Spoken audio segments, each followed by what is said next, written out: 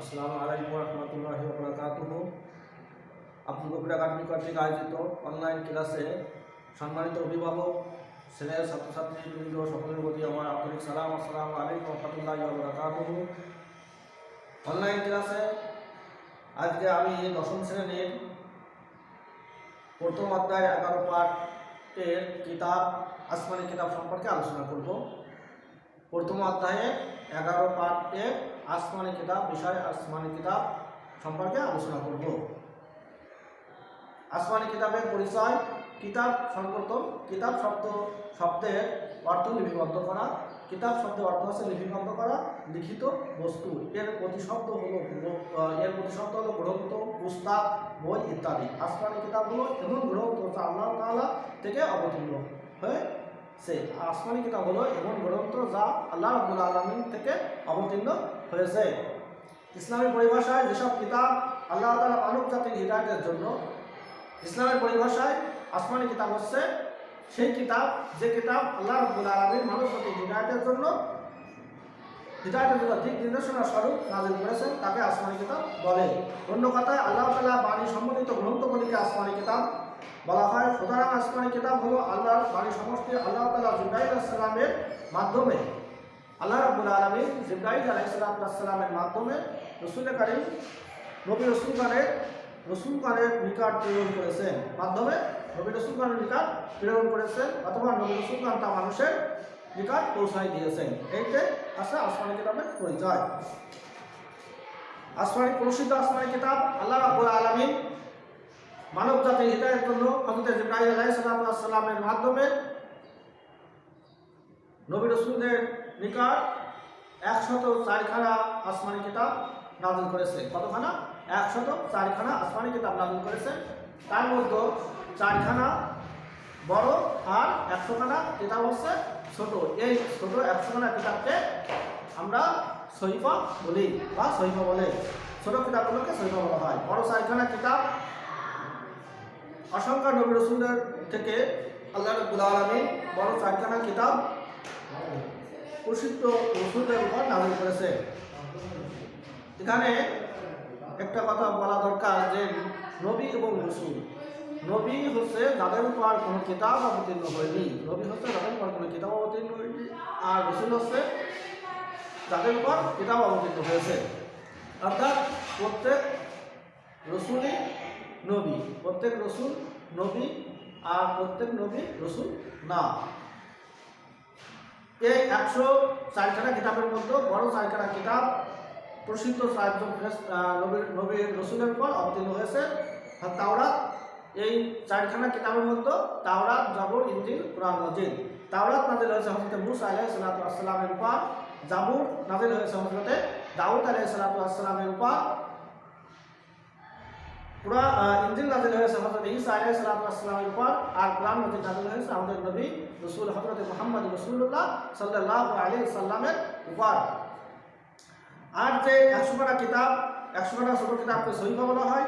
এই 100খানা কিতাব সহিফা মোট 4জন নবীর উপর নাযিল হয়েছে। এরা হলেন হযরত আদম আলাইহিস সালামের উপর 10খানা সহিফা নাযিল হয়েছে, হযরত শীশ আলাইহিস সালামের উপর 50খানা সহিফা নাযিল হয়েছে, হযরত ইব্রাহিম আলাইহিস সালামের উপর 10খানা সহিফা নাযিল হয়েছে, হযরত ইদ্রিস আলাইহিস সালামের উপর 30খানা সহিফা নাযিল হয়েছে। আসমানি কিতাব এর বিশ্বাসের গুরুত্ব। আসমানি কিতাব সমূহ বিশ্বাস স্থাপন করা ঈমানের অন্যতম গুরুত্বপূর্ণ বিষয়। আমি এর আগে বলেছি যে ঈমানে মুফাসসালের যে 7টা বিষয়ের কথা বলা হয়েছে, যে আমানতু বিল্লাহি ওয়া মালাইকাতিহি ওয়া কুতুবিহি ওয়া রাসূলিহি ওয়াল ইয়াউমিল আখিরি ওয়াল কদরি খাইরি ওয়া শাররি মিনাল্লাহি তাআলা ওয়াল বাসি ওয়াল মাউত। এর ভিতর ওয়া কুতুবিহি কিতাবসমূহের প্রতি বিশ্বাস স্থাপন করা, এই কিতাবসমূহের প্রতি বিশ্বাস স্থাপন করা। যে ব্যক্তি এই ইসলামের মৌলিক বিষয়গুলো বিশ্বাস স্থাপন করবে না, সে কখনো মুমিন বা মুসলমান হতে পারবে না। তার মতো আছে এই আসমানি কিতাবের উপর বিশ্বাস। আসমানি কিতাবসমূহ বিশ্বাস স্থাপন করা ঈমানের অন্যতম গুরুত্বপূর্ণ বিষয়। আসমানি কিতাবসমূহ বিশ্বাস স্থাপন না করলে মুমিন ঈমানের বিষয় নরবর হয়ে যায়। তেমনি আসমানি কিতাবের মধ্যে মানুষ আল্লাহ তাআলা, নবী রাসূল, ফেরেশতা, পরকাল ইত্যাদি সম্পর্কে জ্ঞান লাভ করে থাকে। আসমানি কিতাবসমূহ হলো সকল জ্ঞান ও বিজ্ঞানের আধার। আসমানি কিতাব হচ্ছে সমস্ত জ্ঞান এবং বিজ্ঞানের আধার। এমন কোনো বিষয় নেই যে বিষয়ে আসমানি কিতাবে আলোচনা করা হয়নি। এই আসমানি কিতাবের উপর বিশ্বাস স্থাপন করতে হবে। আর এই আসমানি কিতাবসমূহের উপর যদি কেউ বিশ্বাস স্থাপন না করে তাহলে সে মুমিন বা মুসলমান হতে পারবে না। সর্বশেষ আসমানি কিতাব আল কোরআন।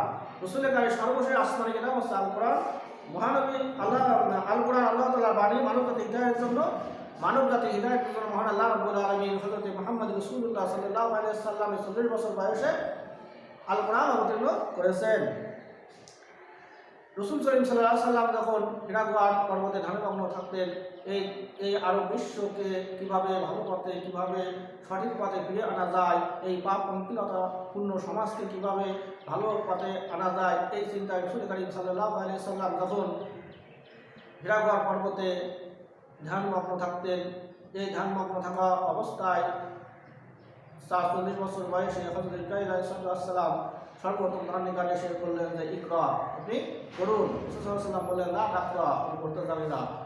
হযরত ইব্রাহিম আলাইহিস সালাম রাসূল সাল্লাল্লাহু আলাইহি ওয়াসাল্লামকে দ্বিতীয়বার আলিঙ্গন করে বললেন ইকরা, ছেড়ে দিয়ে তৃতীয়বার যখন মুখে আলিঙ্গন করে বললেন ইকরা ইকরা বিসমিকা রাব্বিকাল্লাযী খালাক খালাকাল ইনসানা মিন আলাক ইকরা রাব্বুকাল আকরাম আল্লাযী আল্লামা বিল কালাম আল্লামাল ইনসানা মা লাম ইয়ালাম। সূরা আলাকের এই 5টি আয়াত সর্বপ্রথম ওহী হিসেবে অবতীর্ণ হয়।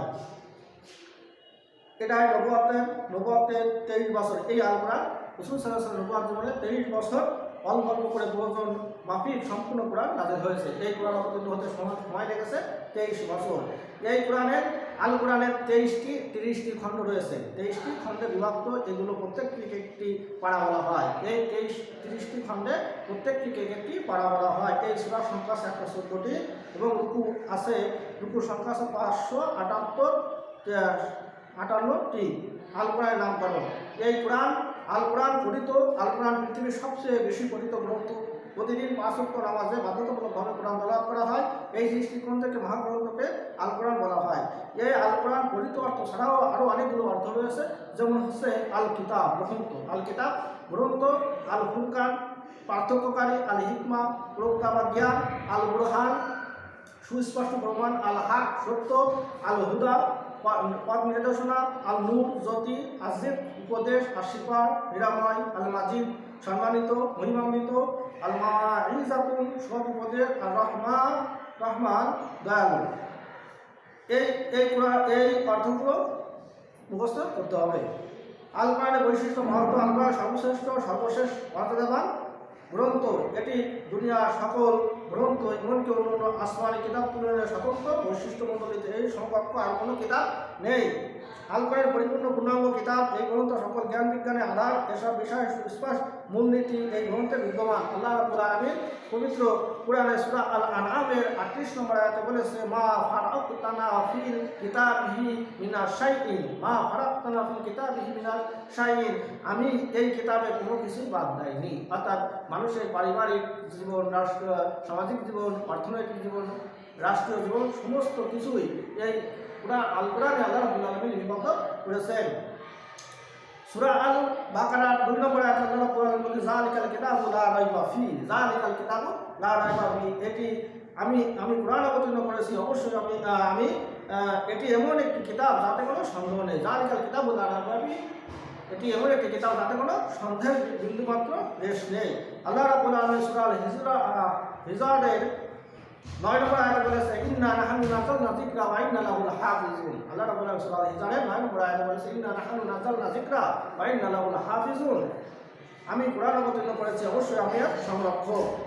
বস্তুত আল কোরআন অধিকৃত পরিবর্তন গ্রন্থ। আজ পর্যন্ত এতে কোনো সংশোধন পরিমার্জন বা বিয়োজন কোনো হয়নি, তা ভবিষ্যতেও হবে না। সূরা আল বুরুজের 21 থেকে 22 নম্বর আয়াতে আল্লাহ রাব্বুল আলামিন কোরআনে সূরা আল বুরুজে 21 থেকে 22 নম্বর আয়াতে ঘোষণা করেছেন যে বাল হুয়া কুরআনুল মাজিদ ফি লাওহে মাহফুজ। বস্তুত এটি মহিমান্বিত কোরআন সংরক্ষিত ফলকে লিপিবদ্ধ আছে। এই 11 বার তোমরা বাসায় সুন্দর করে পড়বে। সামনের ক্লাসে আমরা এর পরবর্তী থেকে আলোচনা করব। এই পর্যন্ত আজকে এই ক্লাসটা এখানে শেষ করছি। আসসালামু আলাইকুম রহমতুল্লাহি ওয়া বারাকাতুহু।